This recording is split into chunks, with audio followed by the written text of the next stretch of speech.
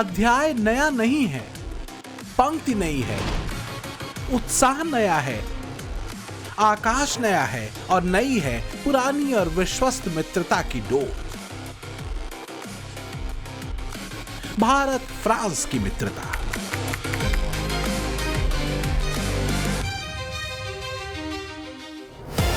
गहरे अविश्वास से भरे वैश्विक दौर में मित्रता, परस्पर सहयोग और समृद्धि की राह कैसे निकाली जा सकती है, वो भारत और फ्रांस दुनिया को दिखा रहे हैं।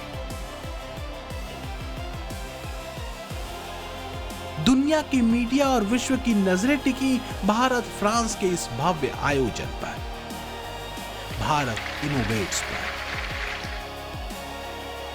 जो कूटनीति भविष्य नीति के एक शानदार प्लेटफॉर्म से कम नहीं। फ्रांस के नीस शहर में जब राष्ट्रपति मैक्रों अपने मित्र पीएम मोदी से मिले तो दोनों राष्ट्राध्यक्षों की मित्रता और वैश्विक राजनीति में भारत फ्रांस की मित्रता का रसायन दुनिया ने देखा। इन 5 तस्वीरों में पीएम मोदी की फ्रांस यात्रा की पहली तफसील है। एयरपोर्ट पर पीएम मोदी का भव्य स्वागत हुआ, प्रवासी भारतीयों के साथ पीएम मोदी की मुलाकात हुई, भारत इनोवेट्स कार्यक्रम में निवेशकों के साथ पीएम मोदी ने बातचीत की और सबसे अहम रही बीच की ये तस्वीर जब पीएम मोदी के दोस्त और फ्रांस के राष्ट्रपति इमैनुअल मैक्रों ने मित्र मोदी का गर्मजोशी से भरा स्वागत किया और भारत इनोवेट्स के मंच से पीएम मोदी ने भारत का संदेश दुनिया को दिया। आज 21वीं सदी का भारत बदलाव के एक बहुत बड़े दौर से गुजर रहा है। आज भारत में एक स्टार्टअप रिवॉल्यूशन हो रहा है। इस रिवॉल्यूशन में भारत का नौजवान एक नए माइंडसेट के साथ मानवता के हित में समस्याओं के समाधान ढूंढ रहा है और हमारे नौजवानों के वर्ल्ड क्लास सॉल्यूशंस को ग्लोबल स्टेज पर लाने का माध्यम ही है भारत इनोवेट्स। भारत फ्रांस के बीच आधिकारिक रिश्तों की शुरुआत आजादी से ठीक बाद 1947 में हो गई थी, लेकिन इस दोस्ती में सबसे बड़ा और निर्णायक मोड़ आया साल 1998 में, जब फ्रांस भारत के साथ रणनीतिक साझेदारी करने वाला पहला पश्चिमी देश बना।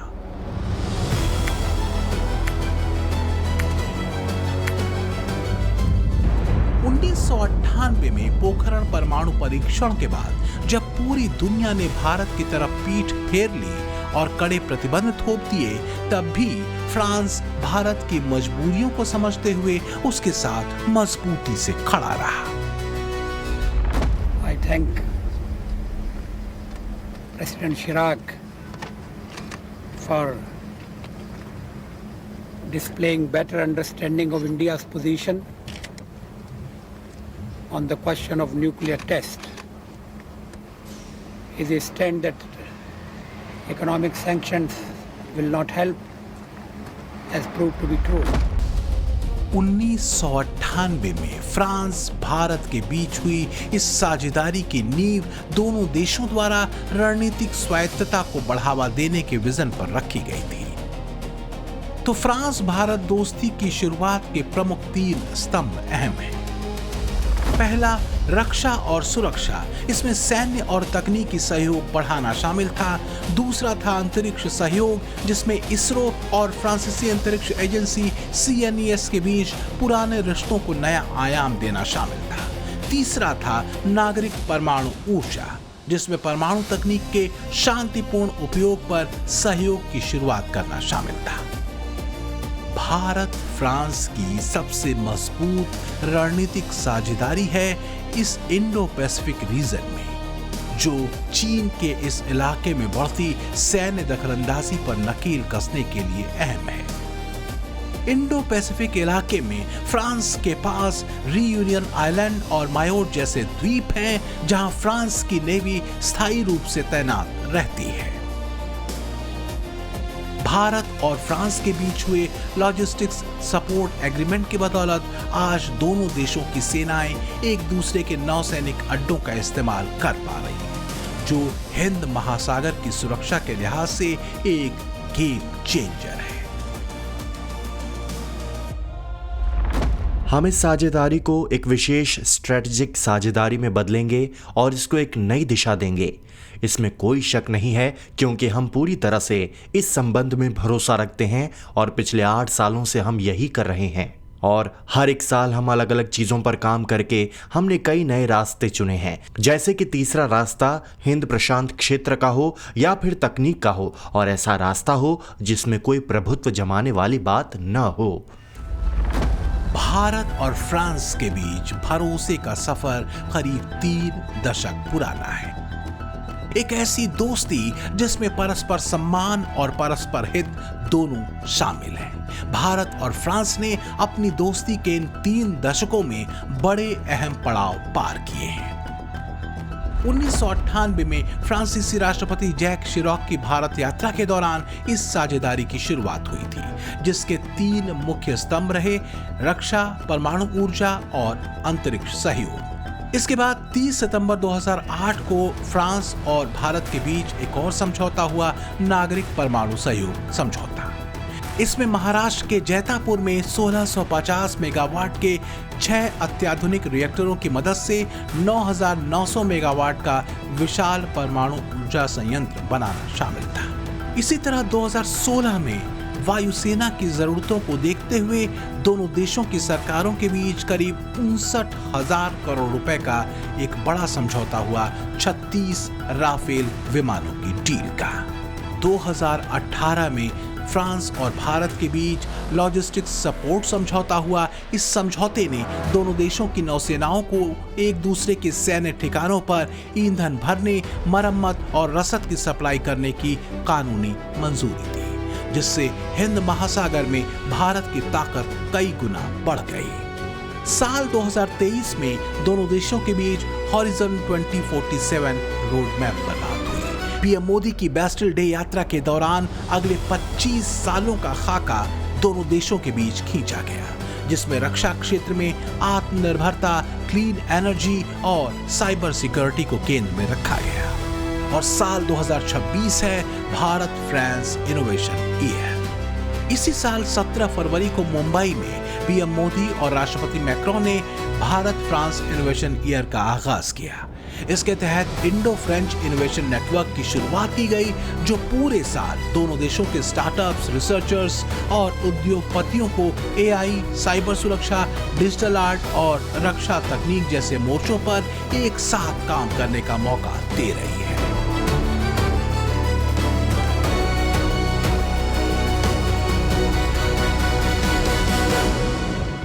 दुनिया में अलग अलग देश एक दूसरे के साथ व्यापार करते हैं।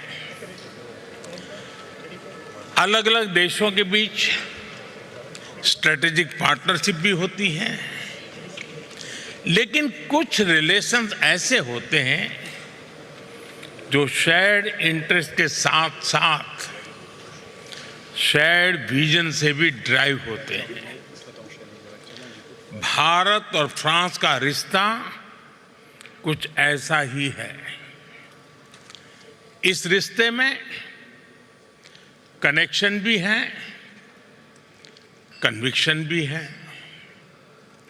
इस रिश्ते में इनोवेशन भी है, इंस्पिरेशन भी है। इस रिश्ते में शेयर्ड वैल्यूज हैं, शेयर्ड विजन भी है। भारत फ्रांस के बीच technology, innovation, health tech, medical technology, AI, semiconductor और स्पेस टेक्नोलॉजी से जुड़े 12 समझौते हो सकते हैं। भारत और फ्रांस के बीच 114 राफेल लड़ाकू विमानों की डील पर भी अहम चर्चा होगी।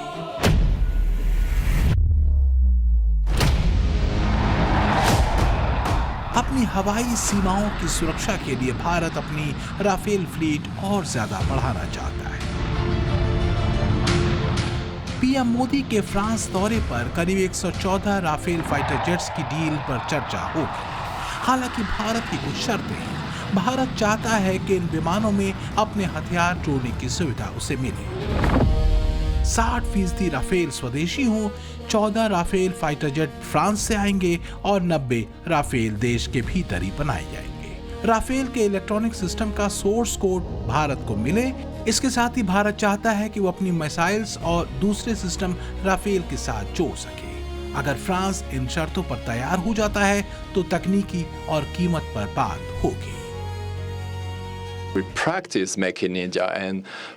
हम मेक इन इंडिया को प्रैक्टिस करते हैं और पिछले 10 सालों से हम लोग इंडस्ट्रियल नजरिया विकसित करते हैं। डिफेंस के संदर्भ में, सिक्योरिटी और इनोवेशन में और भी बहुत कुछ। हम साथ में बहुत कुछ बनाते हैं जो हमारे दोनों देशों के बीच की पार्टनरशिप को और ज्यादा मजबूत बनाते हैं। इस सब के बीच दुनिया की निगाहें टिकी हैं इस अहम मुलाकात पर। पीएम मोदी और अमेरिकी राष्ट्रपति डोनाल्ड ट्रंप की मुलाकात, जिसकी पुष्टि शनिवार को व्हाइट हाउस ने की थी। मोदी से ट्रंप की मुलाकात करीब 1.5 साल बाद होगी। मोदी ट्रंप के बीच इससे पहले आखिरी आमने सामने की बैठक फरवरी 2025 में हुई थी, जब डोनाल्ड ट्रंप के दोबारा राष्ट्रपति चुनाव जीतने के बाद पीएम मोदी ने अमेरिका का दौरा किया था। व्हाइट हाउस के अनुसार दोनों नेताओं के बीच द्विपक्षीय वार्ता 17 जून 2026 यानी बुधवार को शाम करीब 6:15 बजे होगी। फ्रांस में होने वाली बैठक से पहले ही डोनाल्ड ट्रंप ने पीएम मोदी को पिछले दिनों भारत के सबसे लंबे समय तक सेवा करने वाले प्रधानमंत्री बनने पर बधाई दी थी। हालांकि मोदी ट्रंप मुलाकात में गर्मजोशी पहले वाली होगी, इसको लेकर संदेह है। कम से कम भारत की तरफ से तो ऐसा नहीं लगता। हालांकि माना जा रहा है कि पीएम मोदी और ट्रंप के बीच होने वाली इस उच्च स्तरीय वार्ता में भारत अमेरिका व्यापार समझौते, वैश्विक रणनीति, टैरिफ और ईरान युद्ध से पैदा हुए ग्लोबल टेंशन्स पर चर्चा हो सकती है। वहीं फ्रांस पहुंचे पीएम मोदी ने बदले हुए भारत की क्षमताओं और नई संभावनाओं दोनों को लेकर तस्वीर साफ कर दी है। साथियों, भारत ने दिखाया है कि इनोवेशन और इंक्लूजन एक दूसरे के विरोधी नहीं है, बल्कि पूरक है। इसका मतलब है किसी भी इनोवेशन की महानता केवल उसके वैल्यूएशन में नहीं होती, उसकी महानता उसके ह्यूमन इम्पैक्ट में होती है। यही भारत इनोवेट्स की भावना है, यही भारत का दृष्टिकोण है।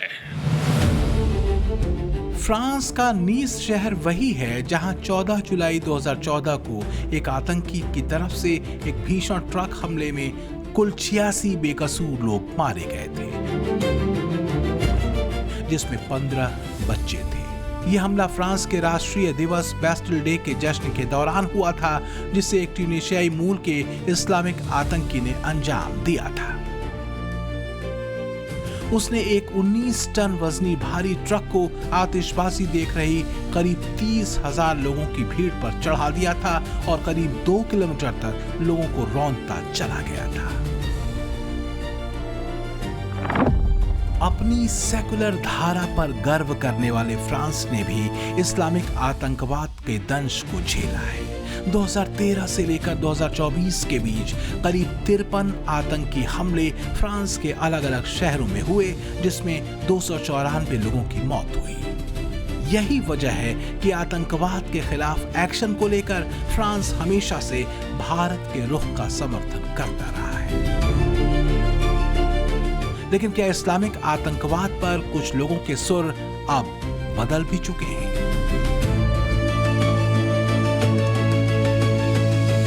We will defeat radical Islamic terrorism.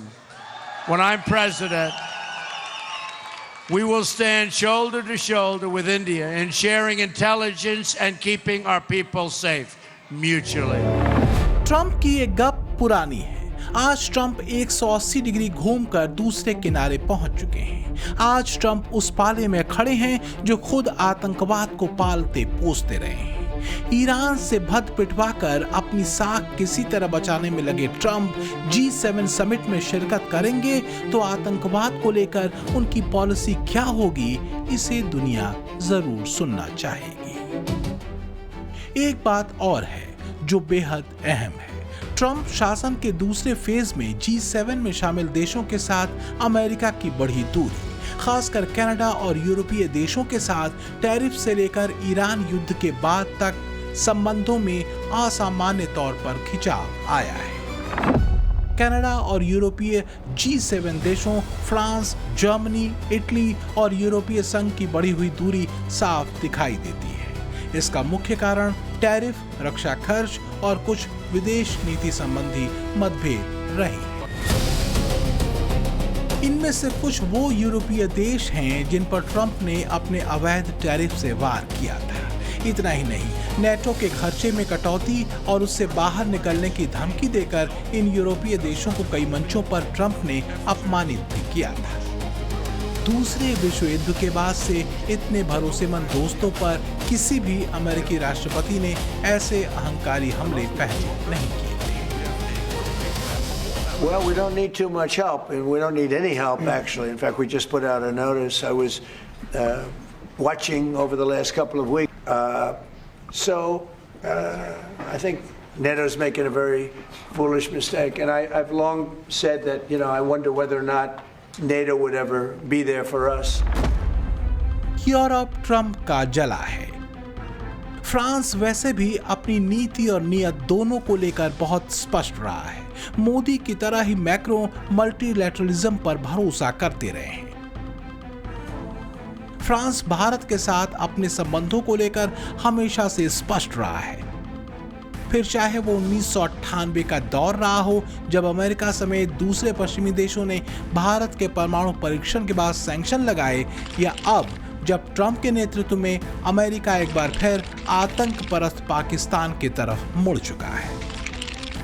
France हर दौर में भारत के साथ खड़ा रहा है। So, dear Prime Minister, I would like to congratulate you, of course, for being here, but also because a few days ago you've become the Prime Minister with the longest serving time since the independence of India. France और भारत की मित्रता में भरोसा एक बड़ा पक्ष है। यही वजह है कि रूस के बाद फ्रांस भारत का दूसरा बड़ा हथियार सप्लायर देश है, जो 33% हथियारों की सप्लाई करता है।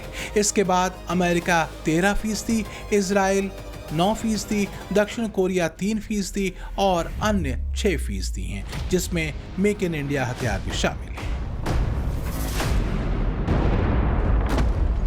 बीते वर्षों में हमने साथ मिलकर नई पहलें शुरू की हैं, नए विचारों को दिशा दी है और वैश्विक चुनौतियों के समाधान खोजने का भरसक प्रयास किया है। भारत और फ्रांस का रिश्ता सिर्फ ट्रेड या स्ट्रेटेजिक पार्टनरशिप तक सीमित नहीं है। ये भरोसे, साझा सोच और साझा लक्ष्यों पर आधारित है। लेकिन बात सिर्फ फ्रांस की नहीं है। पीएम मोदी बीते एक दशक में यूरोपीय देशों के साथ भारत के संबंधों को और मजबूत करने में लगे हैं। यही वजह है कि फ्रांस की अपनी यात्रा को ब्रेक कर पीएम मोदी स्लोवाकिया भी पहुंचेंगे, जहां उनकी मुलाकात स्लोवाकिया के प्रधानमंत्री रॉबर्ट फिको और राष्ट्रपति पीटर पेलेग्रिनी से होगी। भारत और स्लोवाकिया के बीच द्विपक्षीय व्यापार तेजी से बढ़ रहा है और दोनों देशों के बीच कुल व्यापार का स्तर 1.6 अरब यूरो के ऐतिहासिक उच्च स्तर तक पहुंच चुका है। भारत स्लोवाकिया को मोबाइल फोन, फुटवेयर, गारमेंट्स और फार्मास्यूटिकल्स निर्यात करता है। 16 जून को पीएम मोदी वापस फ्रांस आएंगे। 16 से 17 जून को एवियान में G7 समिट में पीएम मोदी हिस्सा लेंगे और 17 जून को G7 समिट के दौरान अमेरिकी राष्ट्रपति ट्रंप से उनकी द्विपक्षीय मुलाकात होगी। जाहिर है दुनिया की निगाहें इस महा मीटिंग पर होंगी, क्योंकि सुर्खियां यहां से तो निकलेंगी ही। ब्यूरो रिपोर्ट, टाइम्स नाउ, नव भारत।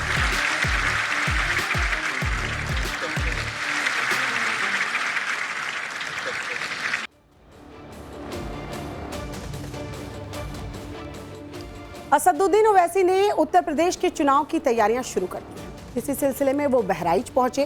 करीब 3 घंटे बाद ओवैसी का भाषण शुरू हुआ, मगर यहां भी बुलडोजर का डर साफ तौर पर देखा गया। मुसलमानों की भीड़ के बीच हैदराबादी भाईजान ने तकरीर दी तो उन्होंने बीच बीच में होने वाली नारेबाजी को अपने पक्ष में मान लिया। मगर सवाल है कि क्या ओवैसी का दाव चल पाएगा? यूपी में करीब 200 सीटों पर उतरने का प्लान और उसके लिए बहराइच में रैली। क्या भाईजान अपने मकसद में सफल हो पाएंगे? पूरी रिपोर्ट दिखाते हैं।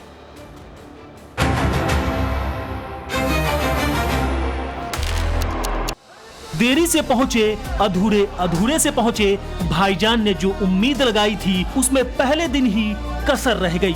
उत्तर प्रदेश की सियासत में एंट्री के मकसद से असदुद्दीन ओवैसी ने चुनावी शंखनाद किया और उसके लिए जगह चुनी ब्रह्मा की राजधानी यानी बहराइच।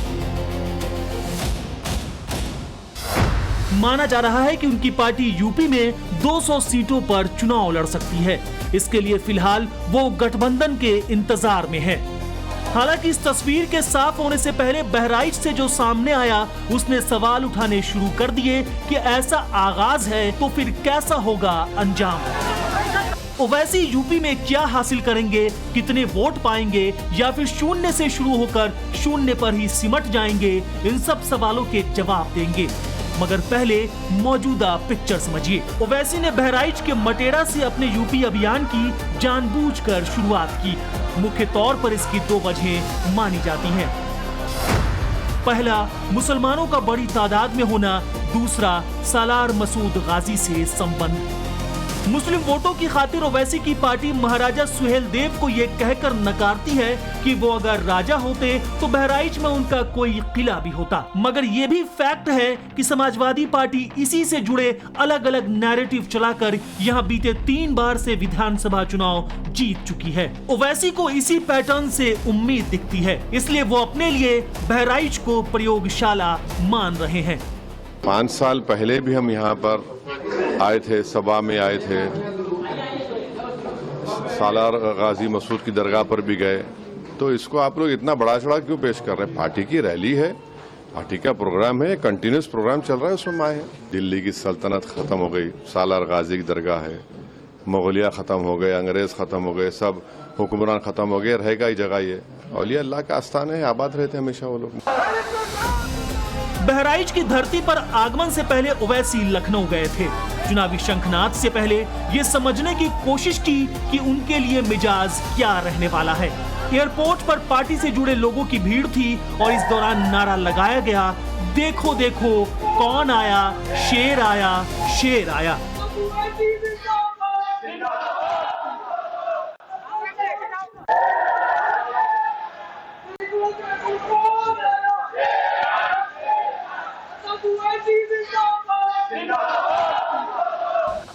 जिन ओवैसी को उनके सिपासालार शेर बता रहे हैं, क्या वो यूपी के चुनाव में कागज पर शेर बन पाएंगे? ओवैसी के नजरिए से देखें तो यूपी चुनाव की तैयारियां शुरू हो चुकी हैं और वो अपना जनाधार बढ़ाने के लिए इस बार नई स्ट्रेटजी के साथ मैदान में उतरे हैं।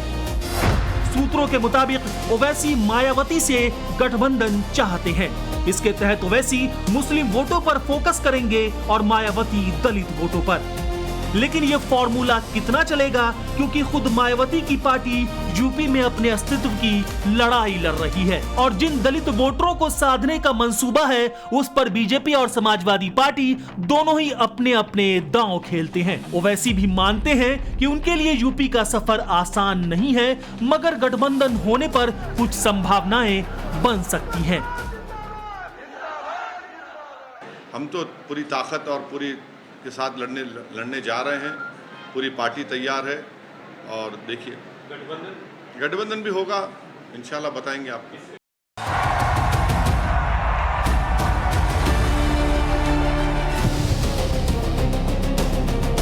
सवाल है कि यूपी में बार बार खारिज हो चुके हैदराबादी भाईजान क्या इस बार सफल होंगे।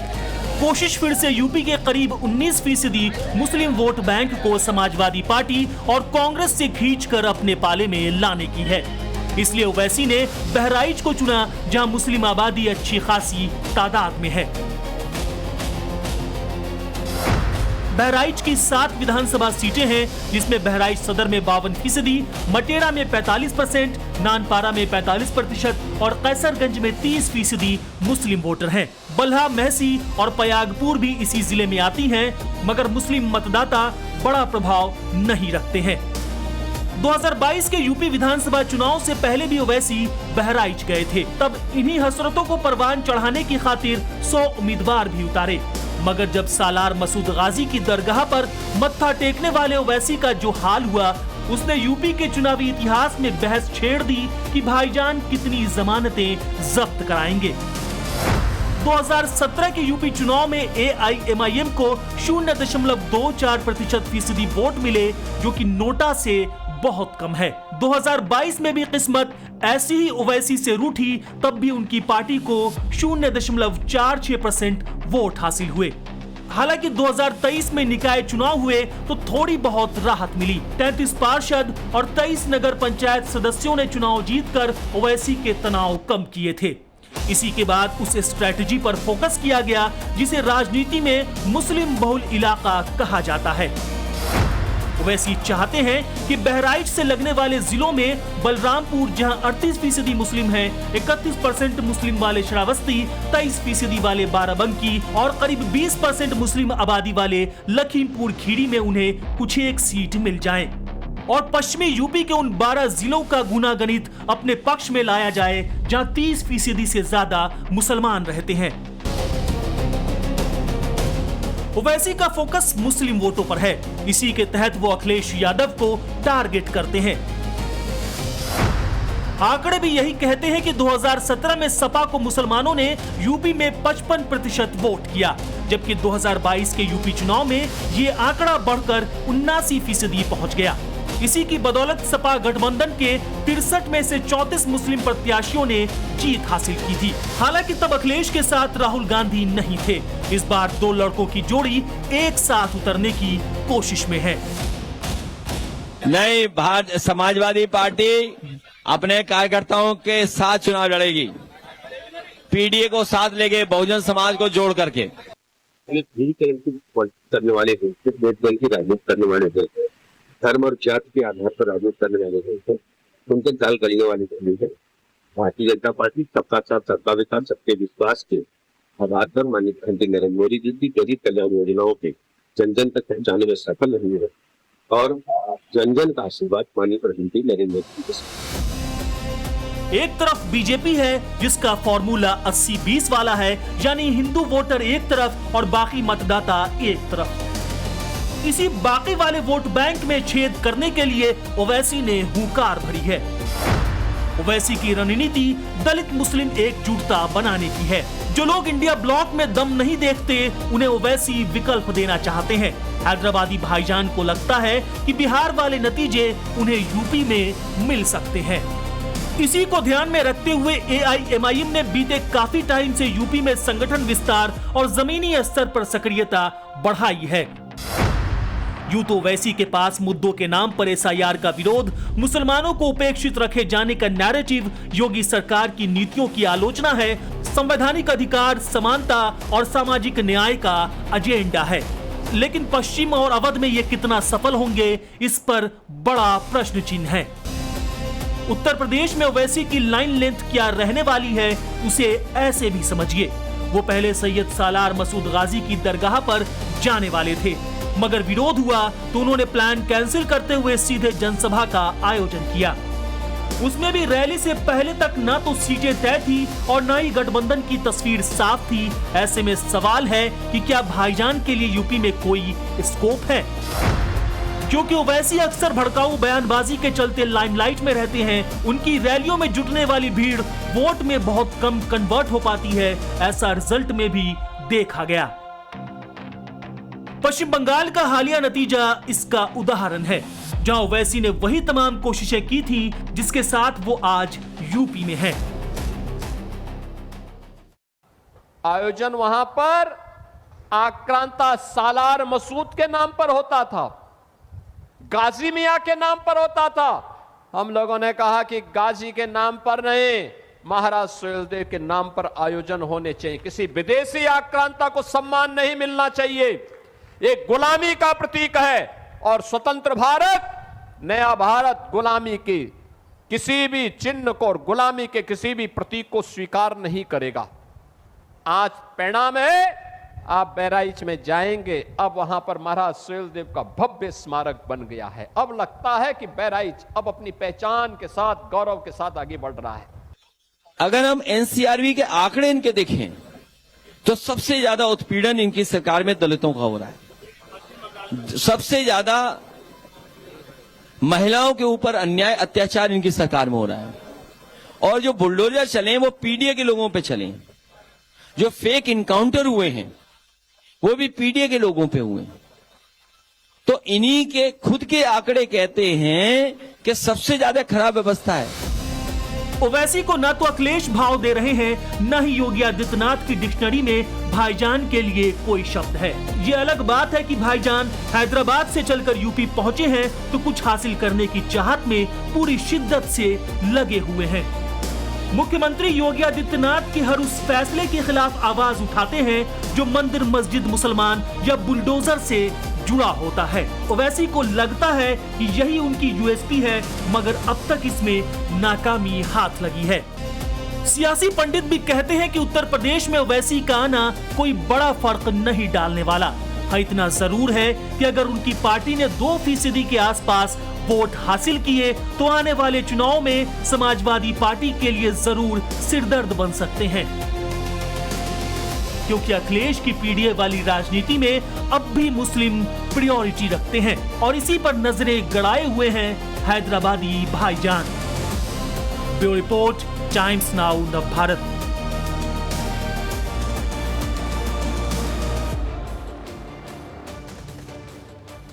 क्या दुनिया में मौत का सामान बांटने के लिए बाकायदा लैब तैयार की जा रही थी? क्या पलक झपकते ही पूरी इंसानियत को मिटा देने वाला साइलेंट किलर तैयार किया जा रहा था? अमेरिकी खुफिया प्रमुख तुलसी गबार्ड ने वो सच सार्वजनिक कर दिया जिसे सुनकर आपके पैरों तले जमीन खिसक जाएगी। खुलासा ऐसे बायो लैब्स के बारे में है जिनके अंदर एंथ्रेक्स, इबोला और ब्लैक डेथ यानी प्लेग जैसे विनाशकारी पैथोजेंस पर रिसर्च हो रही थी, लेकिन ये सब कुछ दुनिया से छिपा कर किया जा रहा है। सवाल है क्यों?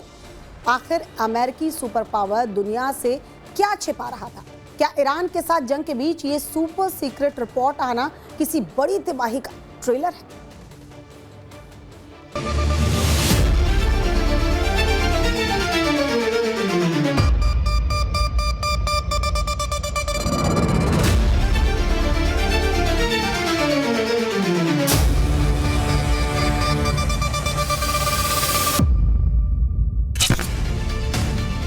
क्या दुनिया की तबाही का ब्लूप्रिंट तैयार हो चुका है?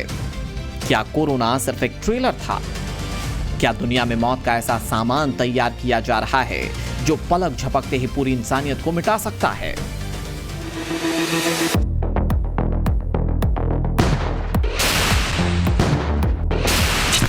अमेरिकी खुफिया एजेंसी डीएनआई के सबसे ताजा और सबसे बड़े सनसनीखेज खुलासे ने पूरी दुनिया को हिलाकर रख दिया है। अमेरिका के अपने ही सरकारी दस्तावेजों से वो सच बाहर आ गया है जिसे अब तक कॉन्स्पिरेसी थ्योरी कहकर दबाया जा रहा था। खुलासा ये कि अमेरिकी पैसे पर दुनिया के 30 से ज्यादा देशों में 120 से ज्यादा सीक्रेट बायो लैब्स चल रहे हैं। यह दस्तावेज खुद अमेरिका की खुफिया एजेंसी DNI यानी कि डायरेक्टर ऑफ नेशनल इंटेलिजेंस ने डीक्लासिफाइड यानी कि सार्वजनिक किए हैं। DNI की डायरेक्टर तुलसी गबार्ड ने खुद बयान देकर खुलासा किया है। कई महीनों तक खुफिया जानकारी और फाइलों को खंगालने के बाद मैं अमेरिकी बैंकिंग वाले 30 देशों में स्थित 120 बायोलैब के बारे में सबूत जारी कर रही हूँ। इन बायोलैब्स में कुछ यूक्रेन में हैं, जो इस समय चल रही रूस यूक्रेन जंग के कारण कॉम्प्रोमाइज हो सकते हैं। असल में इंटेलिजेंस कम्युनिटी से पहले ही चेतावनी दी थी कि यूक्रेन में अमेरिका से फंडेड बायोलैब्स में खतरनाक पैथोजन हो सकते हैं और उस पर रूसी हमले, कब्जे या नुकसान का खतरा बना हुआ है। अब ये सबूत अमेरिकी लोगों से छिपाए गए हैं। अमेरिका द्वारा फंडेड इनमें से कई बायोलैब्स वर्तमान में या पहले खतरनाक और अत्याधुनिक संक्रामक रोगजनकों का उपयोग करके रिसर्च में लगी हुई है और कुछ मामलों में इनमें खतरनाक गेम ऑफ फंक्शन रिसर्च भी शामिल है। अब जरा सोचिए, 30 देश और इन 30 देशों में 120 सीक्रेट बायोलैब्स के अंदर बेहद खतरनाक और जानलेवा बीमारी फैलाने वाले कीटाणु जो अगर गलती से भी हवा में लीक हुए तो पूरी की पूरी मानव सभ्यता खतरे में पड़ जाएगी। अब तक रूस और चीन पर बायो वेपन तैयार करने के आरोप लगते रहे हैं। आरोप तो यहां तक थे कि कोरोना वायरस जिसने पूरी दुनिया में तबाही मचाई थी वो चीन की एक लैब से लीक हुआ था। इसे लेकर अमेरिका ने चीन को कटघरे में खड़ा किया था। लेकिन अब खुद अमेरिकी खुफिया प्रमुख तुलसी गबार्ड ने कबूल किया है कि अमेरिकी सरकारों ने दुनिया से झूठ बोला। 120 से ज्यादा ऐसी बायो लैब्स को फंड किया गया जहां इंसानी नस्ल को तबाह कर देने वाले वायरस और बैक्टीरिया पर रिसर्च हो रही थी। इस पूरे खेल को समझने के लिए आपको टाइमलाइन और फैक्ट्स समझना होगा।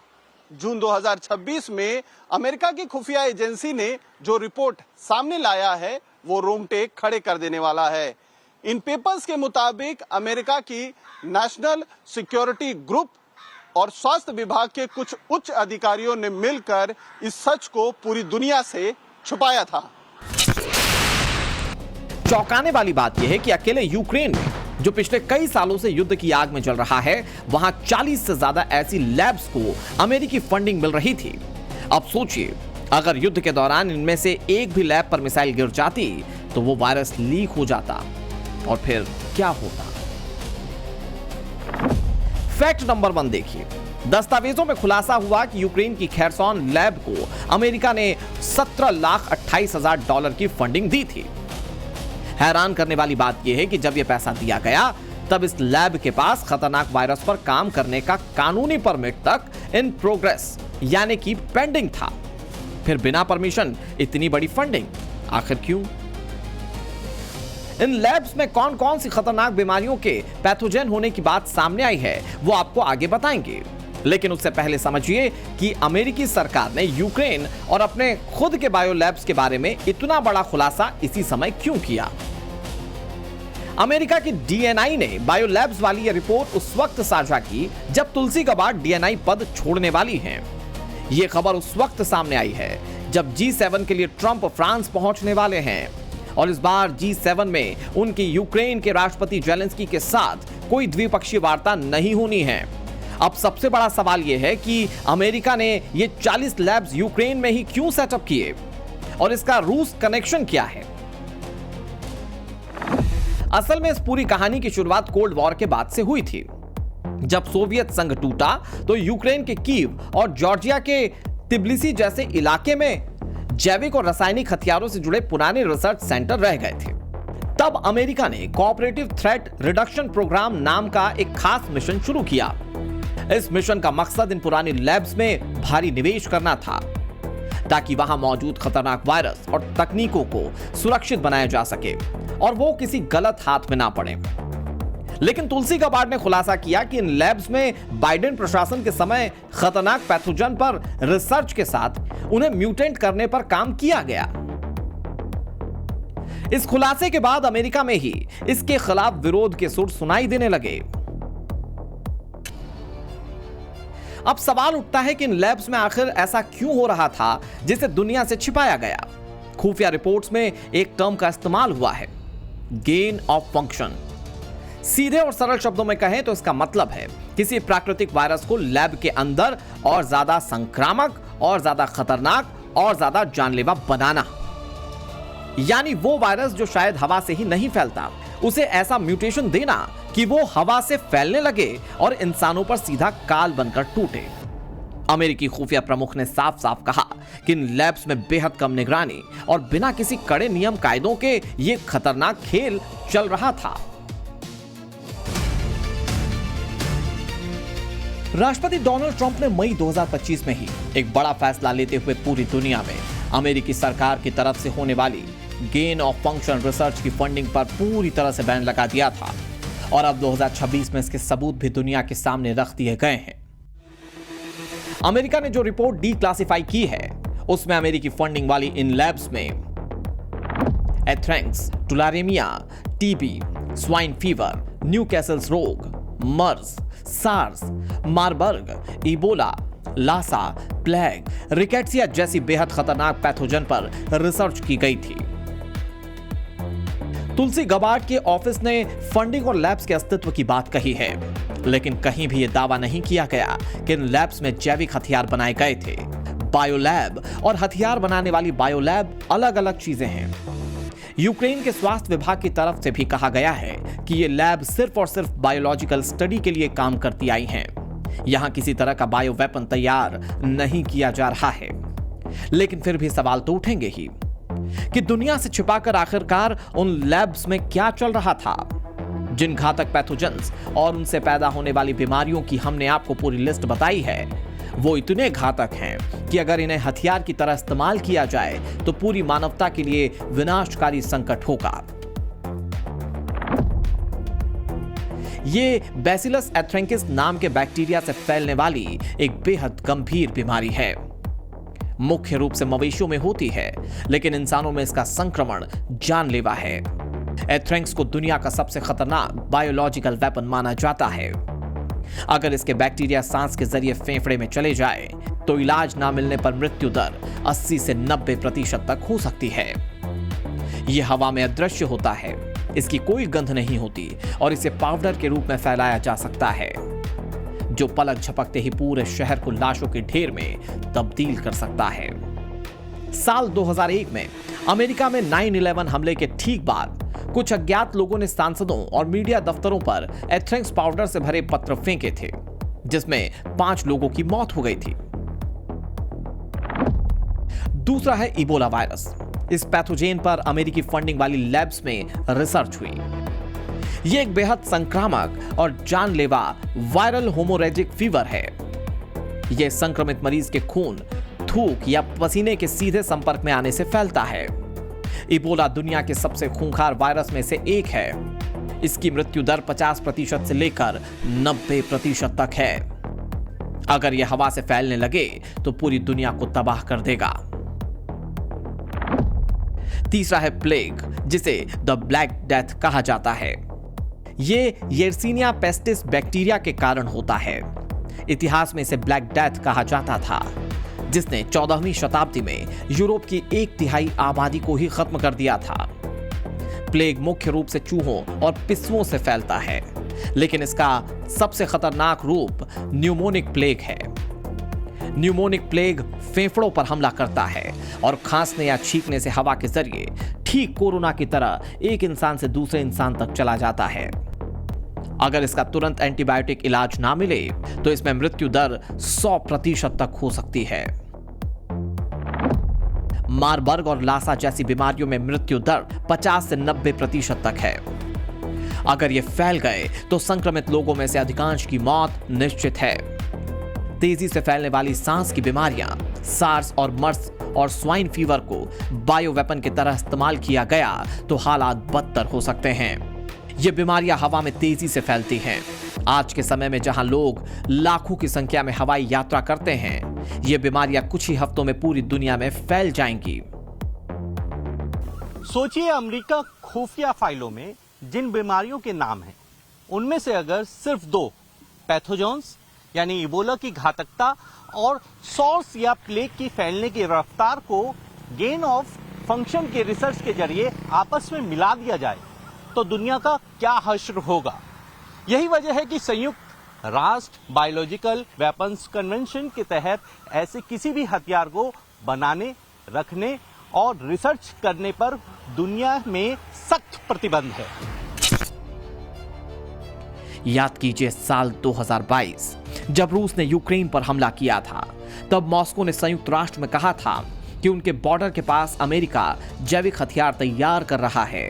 तब चीन ने भी अमेरिका से उसके 300 से ज्यादा ग्लोबल बायो लैब्स का हिसाब मांगा था, लेकिन तब वॉशिंगटन ने इसे रूसी प्रोपेगेंडा कहकर खारिज कर दिया था। यूक्रेन में दर्जनों ऐसी लैब हैं जिन्हें पेंटागन फंड करता है और मिलिट्री बायोलॉजिकल प्रोग्राम भी काम करती है।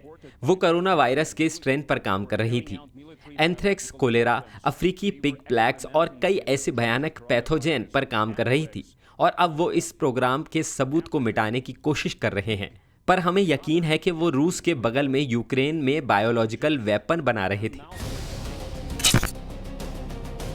इसके कुछ समय बाद खुद अमेरिकी विदेश मंत्रालय की प्रवक्ता रह चुकी विक्टोरिया नुलैंड ने कबूल किया था कि यूक्रेन में बायोलॉजिकल रिसर्च फैसिलिटी है जिसके बारे में अमेरिका को चिंता है।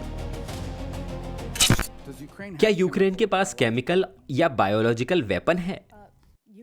यूक्रेन के पास बायोलॉजिकल रिसर्च फैसिलिटी है जिसके बारे में हमें चिंता है कि रूस उन पर कब्जा करना चाहता है। तो हम यूक्रेन के साथ मिलकर काम कर रहे हैं ताकि रूस के हाथ वो रिसर्च मटेरियल ना लगे। आज इतिहास ने करवट ली है। अमेरिका के अपने ही खुफिया विभाग ने मान लिया है कि पिछली सरकारों और पेंटागन के कुछ अधिकारियों ने अमेरिकी जनता और दुनिया से झूठ बोला। वैसे दावा भी यही है कि ये सब रिसर्च के लिए किया जा रहा था, लेकिन सस्पेंस और डर इस बात का है कि अगर ये सिर्फ रिसर्च थी तो इसे इतने सालों तक दुनिया की नजरों से छिपाकर क्यों रखा गया। अमेरिका की DNI ने जो रिपोर्ट जारी की है उसे हाल के ईरान अमेरिका युद्ध से जोड़कर देखा जा रहा है। कुछ समय से ऐसी खबरें बाहर आ रही थी कि ईरान अपनी मिसाइलों में केमिकल और बायोलॉजिकल पेलोड को जोड़ने की कोशिश में है, जिससे अमेरिका की टेंशन बढ़ गई है। सवाल है कि अमेरिका ने कहीं यह रिपोर्ट साझा करके ईरान को इनडायरेक्ट चेतावनी तो नहीं दी कि अगर ईरान ने बायो वेपन जैसी कोई चाल चली तो अमेरिका के पास भी उसे चोट पहुंचाने के लिए भारी मात्रा में जैविक हथियार मौजूद हैं। Bureau report, times now, Navbharat. Afghanistan में एक कहावत है कि गर सब्र कुनी अज घुरा हलवा साजी। मतलब ये कि अगर आप धैर्यवान हैं तो आप खट्टे अंगूरों से भी हलवा बना सकते हैं। अफगानिस्तान की ये कहावत इन दिनों पाकिस्तान पर लागू हो रही है, वो भी पाकिस्तान के कब्जे वाले कश्मीर, क्योंकि POJK के पब्लिक का सब्र का बांध अब टूट चुका है। 7 दशक से इस्लामाबाद की जुल्म सहने के बाद इस बार POJK की जनता पाकिस्तान से हर हाल में आज़ादी चाहती है। मुजफ्फराबाद से रावलकोट और मीरपुर तक एक जैसे हालात नजर आ रहे हैं। एक हफ्ते से लगातार पाकिस्तान के खिलाफ नारे लग रहे हैं।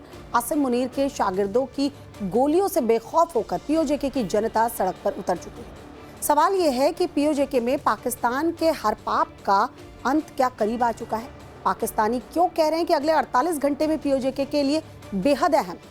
एक्सक्लूसिव रिपोर्ट दिखाते हैं, देखिए।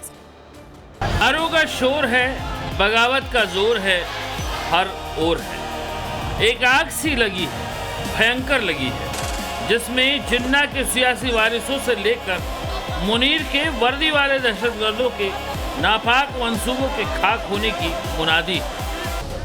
पाकिस्तान से आज़ादी, पाकिस्तान के नकारा हुक्मरानों और जुल्म करने वाले फर्जी जनरलों से आज़ादी, इसी तरह हफ्ते भर से कब्जे वाले कश्मीर में आक्रोश के नारे बुलंद हैं।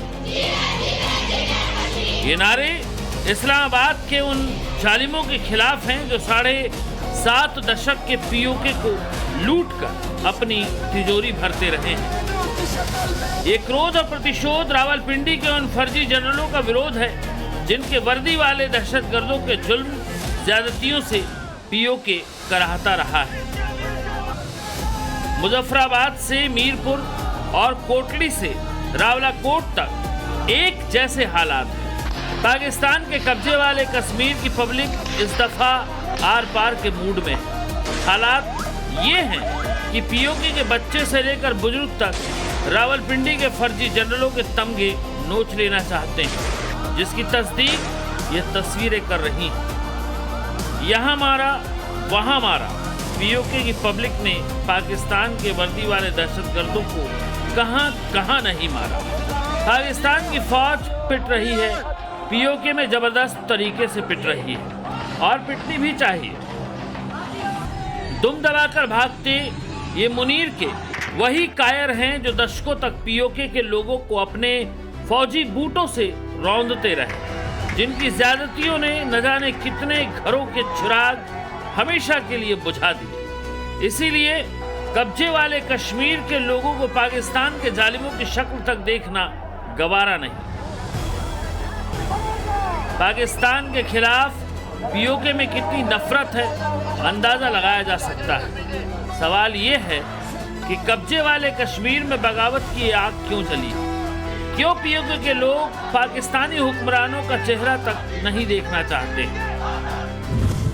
पीओके में एक हफ्ते के दौरान 46 प्रदर्शनकारियों की मौत हो चुकी है। 1000 से ज्यादा लोगों को पाकिस्तानी फौज अगवा कर ले गई है। पीओके में विधानसभा की 12 आरक्षित सीटों को लेकर विवाद चल रहा है। पीओजेके में इस महीने की 8 तारीख से ये हिंसा जारी है। दरअसल ज्वाइंट अवामी एक्शन कमेटी पर पाकिस्तान ऑक्यूपाइड जम्मू कश्मीर की सरकार ने पाबंदी लगाई और ज्वाइंट अवामी एक्शन कमेटी के लीडर्स को गिरफ्तार करना शुरू कर दिया। इस बीच खाई गला रावलाकोट शहर के नज़दीक पाकिस्तानी सेना ने ज्वाइंट अवामी एक्शन कमेटी के लीडर शाहजेब हबीब पर गोली चलाई, जिसके नतीजे में उसकी जान चली गई और इस तरीके से पाकिस्तान ऑक्यूपाइड जम्मू कश्मीर में हिंसा भड़क उठी। पीओके की पब्लिक पाकिस्तान से आज़ादी मांग रही है तो मुनीर के कायर वही कर रहे हैं जो 7 दशक से करते आए हैं। बेगुनाह और निहत्थे लोगों पर गोलियां चला रहे हैं। वैसे ये पहली बार नहीं जब कब्जे वाले कश्मीर में पाकिस्तान से आज़ादी के नारे बुलंद हो रहे हैं। इससे पहले भी कई दफ़ा मुजफ्फराबाद से लेकर रावलकोट तक जिन्ना के मुल्क की ज़्यादतियों के खिलाफ पीओके की आवाम सड़क पर उतरती रही, लेकिन इस बार मसला सीरियस हो चुका है। पीओके में खुलेआम पाकिस्तान की फौज और पाकिस्तान के वर्दी वाले दहशतगर्दों के सरगना आसिम मुनीर के खिलाफ नारे लगाए जा रहे हैं। पीओके में गूंज रहे इन्हीं नारों से इस्लामाबाद के जालिम हुक्मरानों का हलक सूख चुका है, क्योंकि मुनीर के कायर निहत्थे लोगों पर खुलेआम गोली ही नहीं चला रहे बल्कि घरों में घुसकर तोड़फोड़ और लोगों को अगवा भी कर रहे हैं। मुनीर के कायरों की हैसियत इतनी ही है कि निहत्थे लोगों पर गोली चलाएं और घरों में घुसकर तोड़फोड़ करें। 7 में मोदी ट्रंप मिलेंगे, मुनीर का वारंट साइन होगा। पूरे पाकिस्तान में मुनादी, ईरान डील कराएंगे मोदी। 2 दिन बाद बड़ी खबर आने वाली, शहबाज शॉक्ड। देखिए रात 10 बजे।